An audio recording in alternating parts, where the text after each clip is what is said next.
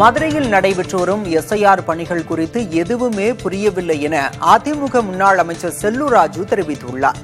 மதுரை மாவட்ட ஆட்சியர் பிரவீன்குமாரை சந்தித்த செல்லூர் ராஜு எஸ்ஐஆர் பணிகளில் முறைகேடு நடப்பதாகவும் அதை சரி செய்ய வேண்டும் என வலியுறுத்தி மனு அளித்தார். பின்னர் செய்தியாளர்களிடம் பேசிய அவர், மதுரையில் போலி வாக்காளர்களை வைத்து வெற்றி பெற திமுக திட்டமிட்டுள்ளது என்றும், எஸ்ஐஆர் கணக்கெடுப்பில் மாவட்ட நிர்வாகம் குழப்பங்களை ஏற்படுத்தி வருகிறது எனவும் குற்றம் சாட்டினார். நீங்க இதை பார்த்தீங்கன்னாலே தெரியும் எவ்வளவு தூரம் பாருங்க. இது மாதிரி செய்யலாமா? இதுக்கு என்ன வழிமுறை எங்களுக்கு புரியல. நாங்க மடச்சாம்பிராணியா இருக்கோங்க. இதுல ஒன்றும் தெரிய மாட்டேன்னு.